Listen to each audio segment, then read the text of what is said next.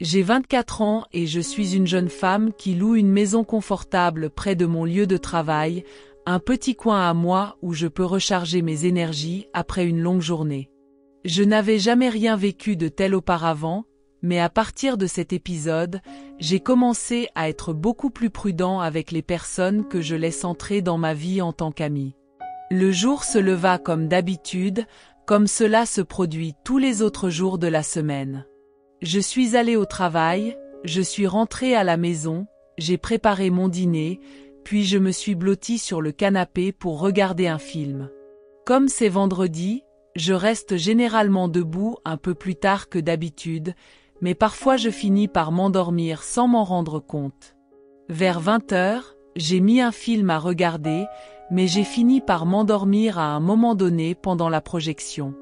Soudain, j'ai été surpris par un bruit aigu et inattendu qui m'a fait sortir de mon sommeil et m'a rendu alerte. C'était mon téléphone portable, et soudain il a fait un bruit complètement inconnu pour moi.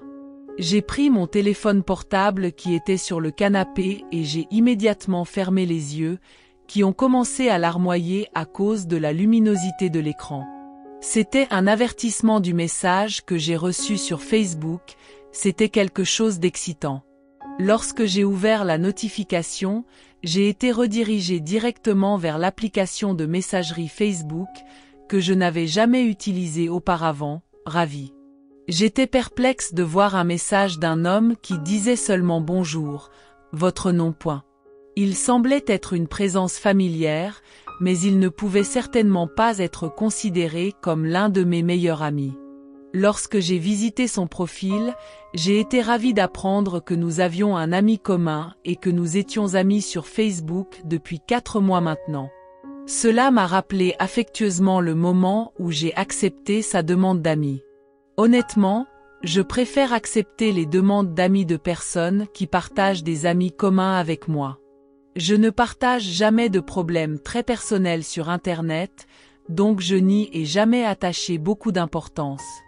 J'ai décidé de revérifier l'application de messagerie et de faire un simple compliment pour être poli, mais je me suis vite rendu compte qu'il était trop tard et que je me sentais mal à l'aise de poursuivre la conversation à ce moment-là. Lorsque j'ai envoyé la réponse, les 3 points sont apparus indiquant que l'autre personne tapait, puis un nouveau message est apparu. Dès que j'ai lu le message, j'ai poussé un petit cri de surprise et j'ai laissé tomber mon téléphone portable, tout en tournant la tête et en commençant à regarder par la fenêtre, ravi. La légende disait « J'aime tellement ce film. J'ai hâte de le regarder ensemble. » Mais soudain, l'obscurité à l'extérieur était si épaisse que je ne pouvais rien voir à travers la fenêtre. J'ai tremblé, réalisant maintenant que quelqu'un me regardait. Je me sentais aussi incroyablement angoissée, ne sachant pas depuis combien de temps j'avais été surveillée. Puis j'ai de nouveau entendu le son de mon téléphone portable et j'ai vu qu'il brillait d'un nouveau message. J'étais complètement abasourdie, je regardais simplement mon téléphone, incapable de bouger et j'avais peur d'ouvrir le message. Je ne me souviens même pas combien de temps j'ai été paralysée là-bas, j'étais tellement perdue et effrayée, jusqu'à ce que j'entende le son de la sonnette. J'ai sauté en arrière une fois de plus, les larmes aux yeux de la panique intense qui me consumait. J'ai sorti mon téléphone portable et j'ai appelé la police, essayant de décrire la situation aussi clairement que possible, même si j'étais complètement terrifiée et que j'avais les larmes aux yeux. Le préposé au téléphone m'a rassuré qu'il y avait une voiture à quelques minutes sur le chemin de chez moi. Il m'a demandé de me protéger dans la pièce et d'attendre de l'aide. J'ai accepté, luttant pour ne pas perdre le contrôle émotionnel. Juste au moment où j'étais sur le point de mettre fin à l'appel, un nouveau message est apparu sur mon téléphone portable, ajoutant encore à mon excitation. Et c'était là, encore, puis un autre message, et le son ennuyeux de la notification continuait de résonner. Ce n'est que lorsque j'ai finalement mis mon téléphone en mode silencieux. J'ai utilisé tout mon courage pour lire les messages.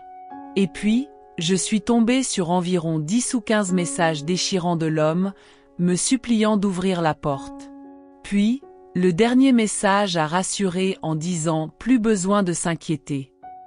Je ne comprenais pas le dernier message, mais il m'a fallu quelques secondes pour le comprendre.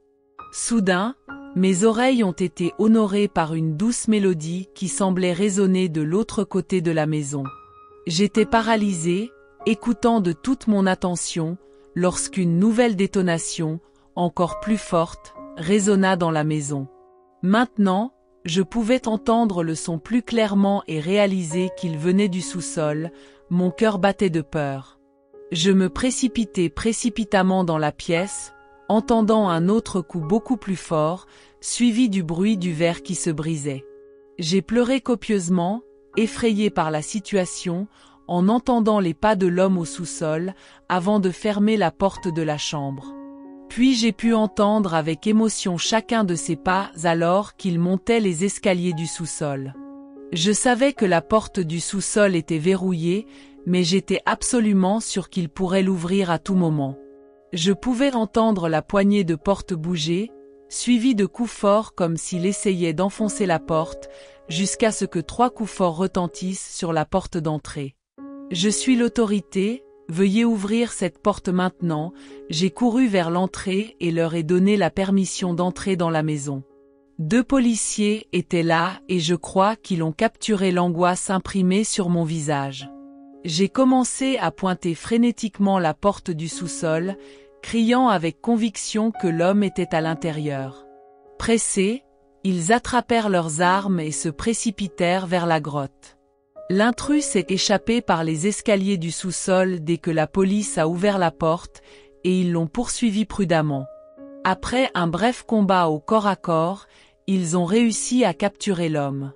Il s'est avéré que l'homme a réussi à pénétrer à l'intérieur par la fenêtre du sous-sol, d'où émanait ce bruit terrible. Quant à l'identité de l'homme, il était vraiment l'homme de Facebook. J'étais convaincue qu'il avait créé un faux profil, mais à la fin de la journée, c'était vraiment lui. Il a juste fait irruption de manière insensée, sans aucune explication convaincante, il a juste dit qu'il voulait me parler. Je ne comprenais pas pourquoi son comportement impulsif et envahissant. Je n'ai jamais de ma vie vécu quelque chose d'aussi choquant que cet incident. C'était très étrange et vraiment effrayant. Avant, je pensais que je ne voyais ce genre de choses arriver que dans les films et les séries télévisées. La semaine suivante, j'ai décidé de faire un nettoyage sur ma liste d'amis et de supprimer tous ceux qui n'avaient pas de connexion personnelle. Il était important pour moi de ne garder que de vraies personnes autour de moi. C'est triste de devoir agir ainsi, mais malheureusement c'est la dure réalité dans laquelle nous sommes insérés.